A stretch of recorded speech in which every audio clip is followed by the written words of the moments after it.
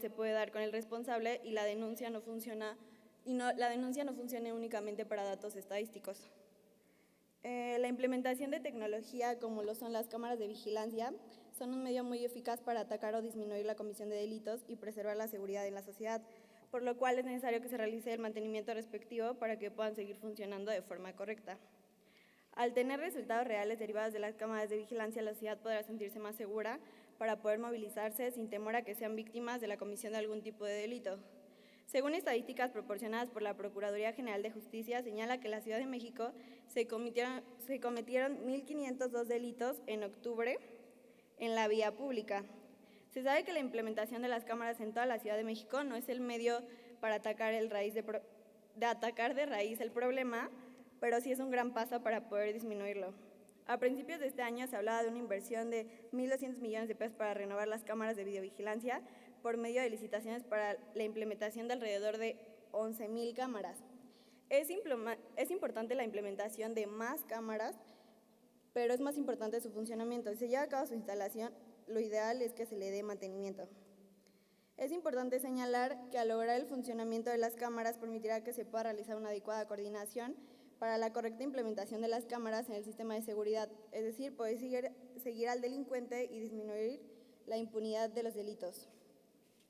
En el artículo 29, del artículo 29 al artículo 31 de la ley que regula el uso de la tecnología para la seguridad pública de la Ciudad de México, se señala que los ciudadanos pueden solicitar las cámaras del C5 para utilizarlos como medio de prueba,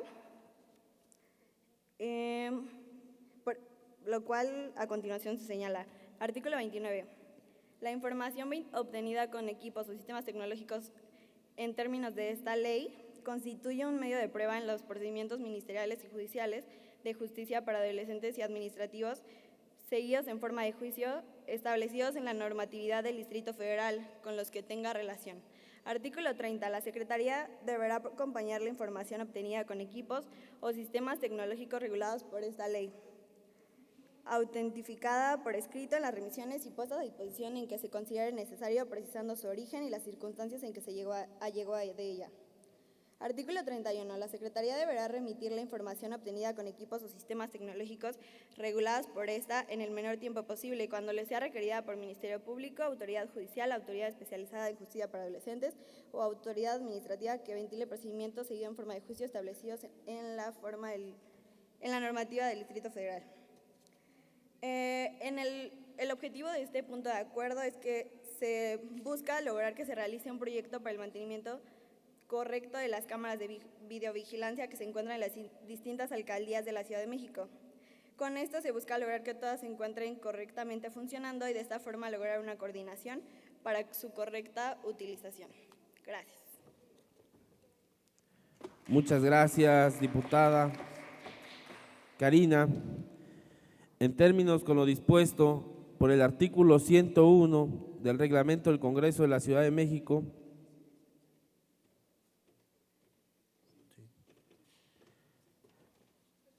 consulte la Secretaría al Pleno en votación económica si la proposición presentada por la diputada Karina se considera de urgente y obvia resolución.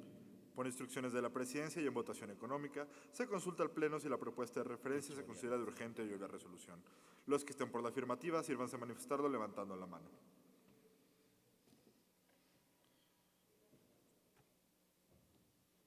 Los que estén por la negativa, sírvanse a manifestarlo levantando la mano.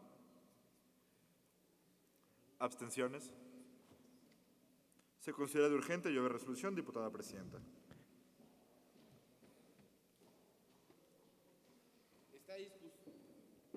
Esta discusión, la proposición, ¿existen oradores en contra?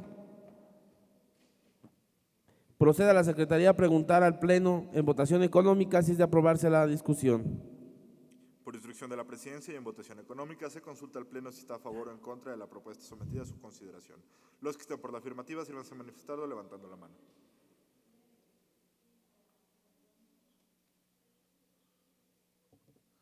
Los que estén por la negativa, sírvanse a manifestarlo levantando la mano. ¿Abstenciones? Aprobada la propuesta, diputado presidente. remítase a las autoridades correspondientes para los efectos que haya lugar. Informar a esta soberanía que el punto 19 del punto de acuerdo hicieron la petición de posponerlo, entonces para que tengan conocimiento. Para presentar una proposición con punto de acuerdo urgente y obvia resolución en que se solicita un exhorto de manera respetuosa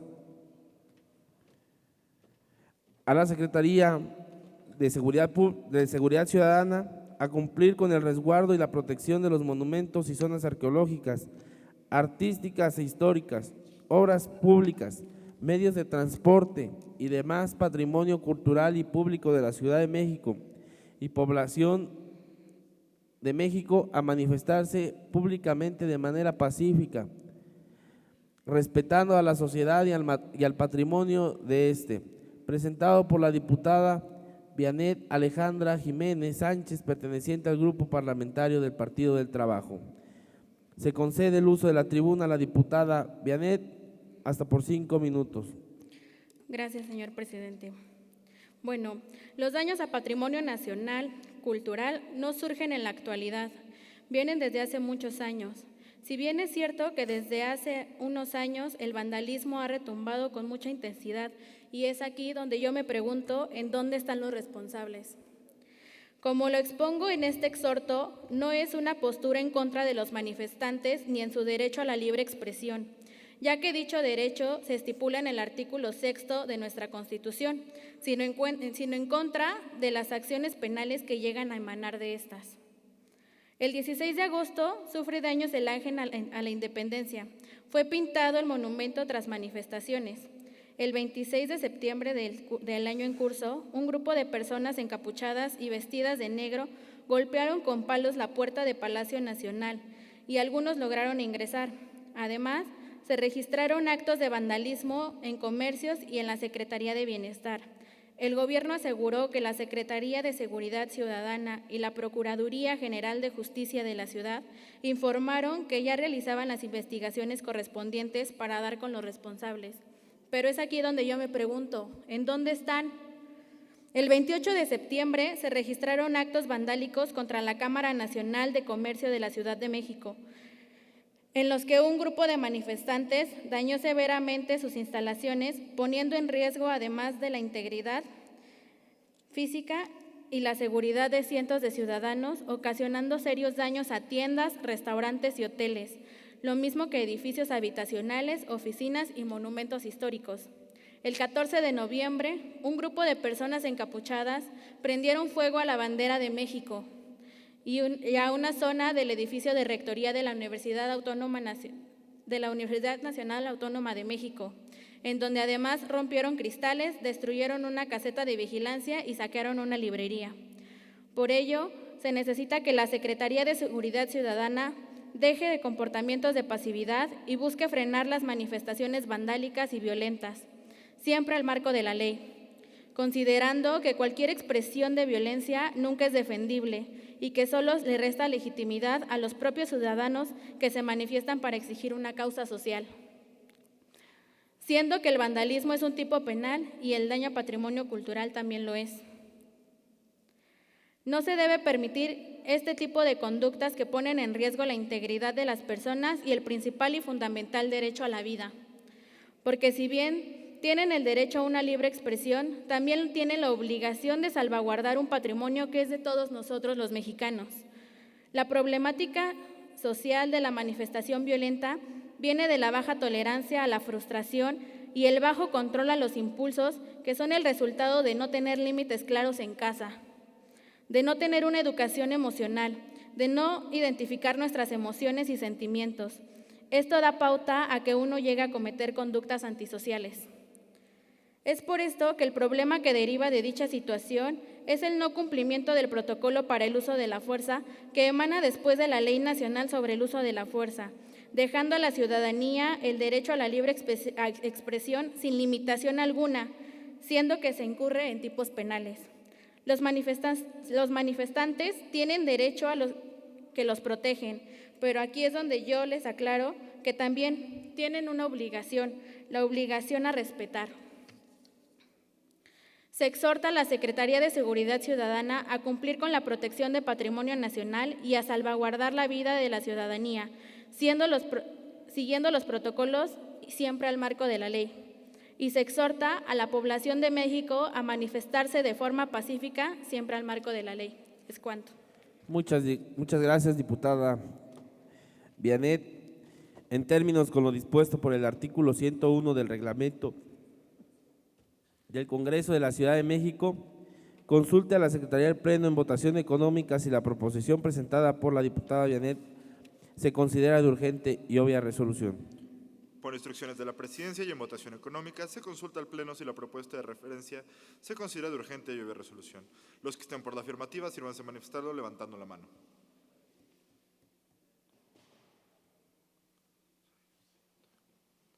Los que estén por la negativa, sírvanse a manifestarlo levantando la mano.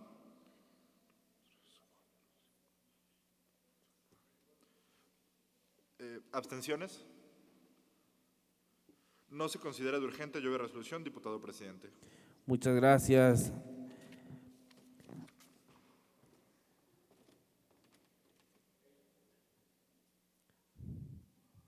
Se envía a comisiones a dictaminación.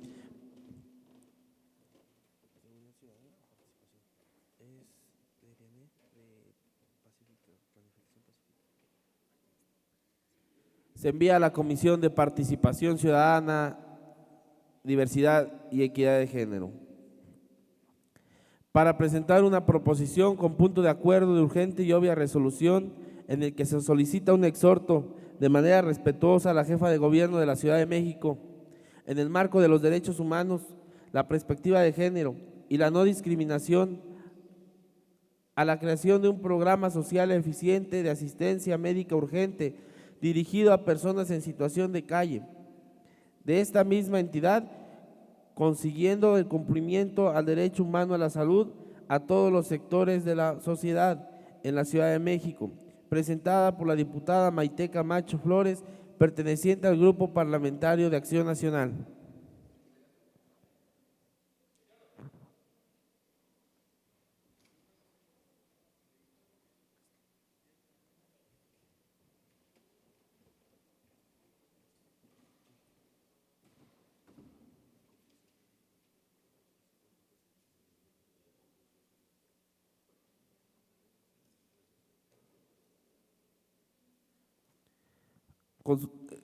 Hacerles una presión a la soberanía que la diputada solicitó hace un momento salir, entonces vamos a recorrer el punto y vamos para poder continuar con el orden del día.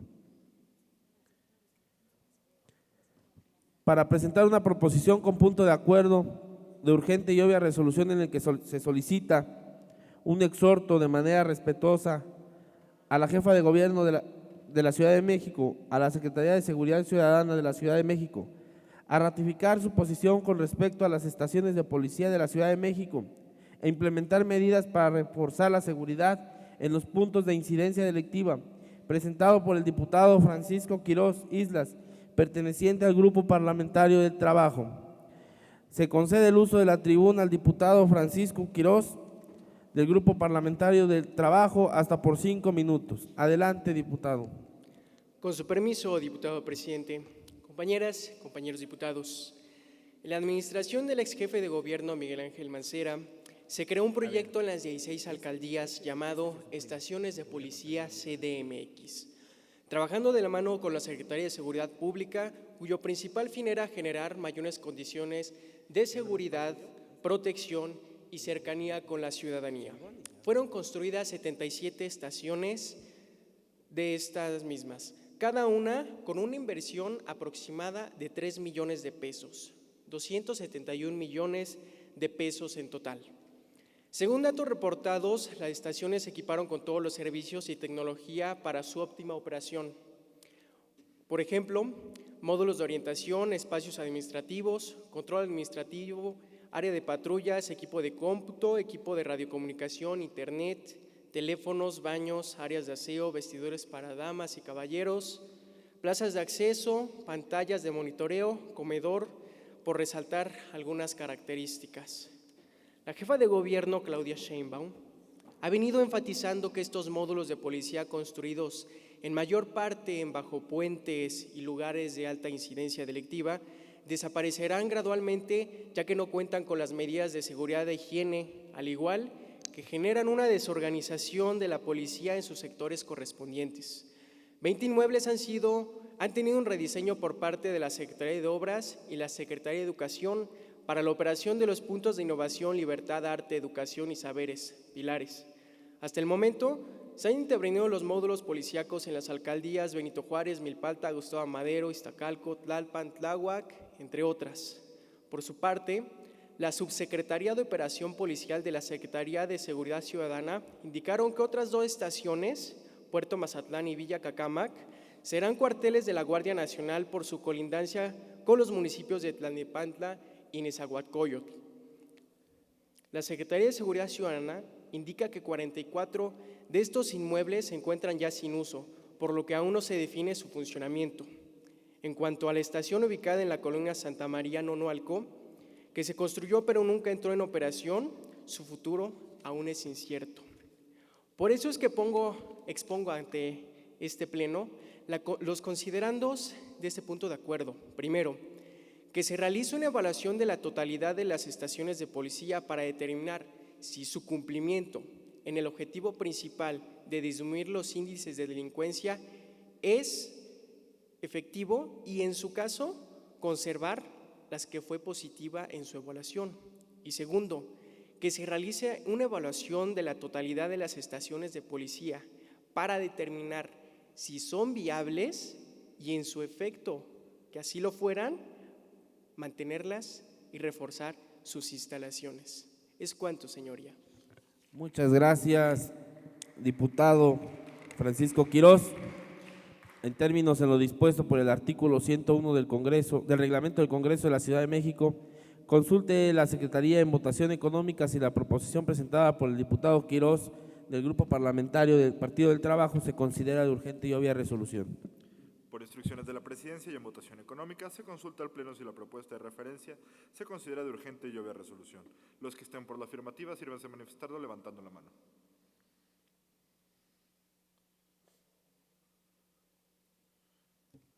Los que estén por la negativa, sírvanse a manifestarlo levantando la mano. ¿Abstenciones? Se considera de urgente y obvia resolución, diputado presidente. Está discusión la proposición. ¿Existen oradores en contra? Procede a la Secretaría a preguntar al Pleno en votación económica si es de aprobarse la proposición a discusión. Por instrucciones de la Presidencia y en votación económica, se consulta al Pleno si está a favor o en contra de la propuesta sometida a su consideración. Los que estén por la afirmativa, sírvanse a manifestarlo levantando la mano.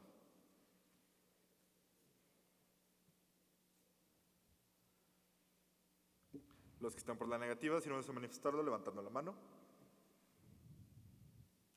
¿Abstenciones? Aprobada la propuesta, diputado presidente. Remítase a las autoridades correspondientes para los efectos legales que haya lugar. Iniciamos en el orden del día con los posicionamientos. Para presentar un posicionamiento, se concede el uso de la tribuna al diputado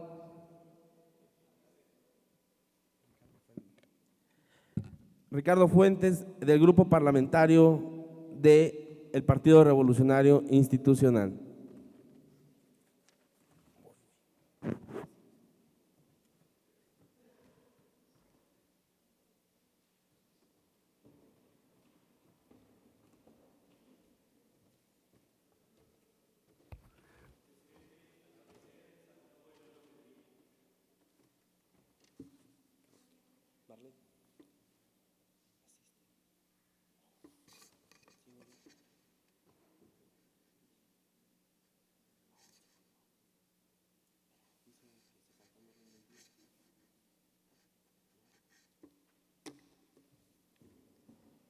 Un momento.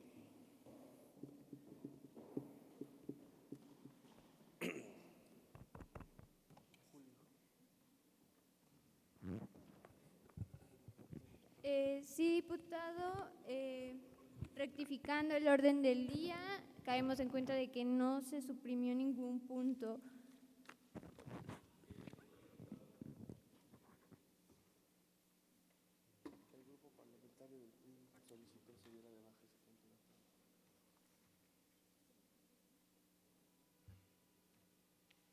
Un momento, diputado.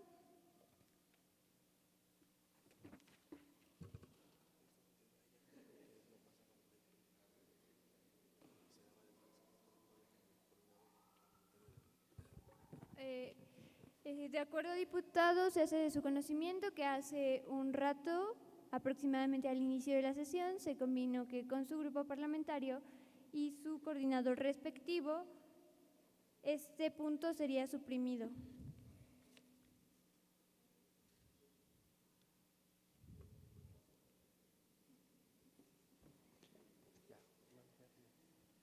Diputado, puede continuar. Con su venia, diputada presidenta, estimados diputados y diputadas, hoy conmemoramos el 109 aniversario del inicio de la Revolución Mexicana, que dio las bases para la consolidación del Estado mexicano, del cual hoy gozamos. La Revolución Mexicana conmemora el aniversario del hecho político-social más importante del siglo XX para el pueblo mexicano, la Revolución Mexicana. Aunque esta revolución tuvo un impacto social y político, fue de carácter armado. La revolución significaría el inicio de una guerra civil que duraría más de 10 años y que dejaría más de 1 millón de mexicanos fallecidos en los campos de batalla. La revolución se ocasionó por la dictadura de Porfirio Díaz, iniciada en 1876. Dicha dictadura causó un crecimiento económico que incrementó la desigualdad social. Gradualmente, durante un periodo de más de 30 años, se conmemora otro aniversario más de la Revolución Mexicana que dio origen a un estado de nación estable. La Revolución Mexicana es un hito en los registros de nuestra historia nacional, marcadas por el fin de las dictaduras y poniendo en práctica la democracia, que también es el inicio de la inclusión de todos los ciudadanos al voto. No solo fue una revolución, sino varias revoluciones con diferentes intereses, desde la lucha agraria hasta lo político. Cada una de ellas tuvo impacto en este movimiento armado. Es en este levantamiento donde hace nuestra Constitución la que nos rige hasta nuestros días. Por este motivo hemos de conmemorar a aquellos partícipes que defendieron en la práctica la democracia. Entre ellos se encuentran los hermanos Flores Magón, Venustiano Carranza. Estimados amigos legisladores, en este día conmemoramos el 109º aniversario de la Revolución Mexicana. Todas las fuerzas políticas debemos unir esfuerzos para hacer la realidad de los ideales de la libertad y de la justicia social que caracterizaron esta justa histórica. Hoy más que nunca la Revolución Mexicana debe ser referente para seguir la ruta de la transformación a través de la unidad y del diálogo y el respeto a la pluralidad. Los legisladores debemos continuar construyendo alternativas para la prosperidad, siempre con el pleno respeto a los derechos humanos y a nuestro régimen democrático. Aprovecho este momento cívico e histórico para convocarlos a fomentar la unidad y la reconciliación entre todos los mexicanos, sin importar nuestras ideologías o partidos. No puede haber cambios en un país fragmentado y apostándole porque el gobierno le vaya mal. Nuestra responsabilidad será siempre tratar de convencer con argumentos a través de la política, escuchando, construyendo y consensuando. Los convocamos a continuar con la transformación de México, a que sigamos con el mismo ímpetu, al igual que todos los hombres y mujeres que dieron la vida a la Revolución Mexicana, para lograr que nuestro país, a través de sus reformas, ocupe un lugar que está destinado para ocupar un concierto internacional en las naciones. Estamos convencidos de que México va a avanzar en la dirección esperada por los ciudadanos, ya que hemos dado los primeros pasos. Los invito a que entre todos superemos los desafíos que tenemos y construyamos un mejor país. Es momento de retomar los ideales revolucionarios para repensar en el desarrollo de nuestro campo, la situación indígena, los derechos laborales y el acceso a la salud de manera universal y gratuita. Principios que sin duda deben definir el rumbo de nuestras instituciones en las próximas décadas. Hoy la historia nos da una gran oportunidad de afianzar el cambio verdadero. Es momento de tomarlo y no desaprovecharlo, y como alguna vez lo hicieron los propios revolucionarios. Compañeros, compañeras, vivan las mujeres y los hombres que ofrendaron su vida por nuestra nación. Muchas gracias. Muchas gracias, diputado. El siguiente punto del orden del día es por parte del Grupo Parlamentario del PAN con respecto al 20 de noviembre, Día Mundial de los Niños.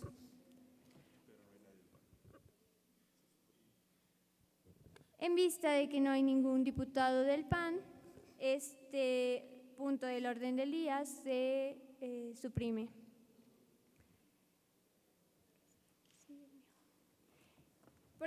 Por consiguiente, procederemos al punto 26, el cual también será suprimido. El punto 27 en igual sentido y terminando con el punto 28 por parte de la diputada juvenil Marlene Segura Gutiérrez, la de La Voz, con motivo de la iniciativa Infancias Trans presentada en el Congreso de la Ciudad de México.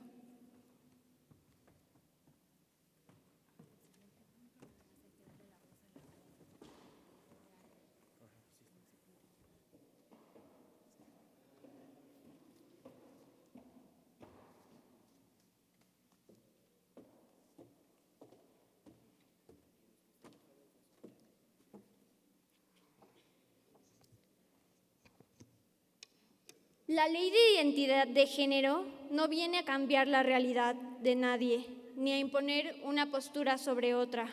Simplemente busca reconocer la identidad de quienes no se sienten identificados con la que se les asignó al nacer. Frase de Alesia Injoque, activista trans chilena. En México, de manera destacada en esta capital, existe un reconocimiento hacia los derechos de las personas trans. Cuenta de ello es que en el año de 2008 se reconoció su identidad de género en la Ciudad de México mediante un juicio y a partir de 2015 mediante un trámite realizado por la vía administrativa. Sin embargo, este trámite es realizado únicamente para las personas adultas.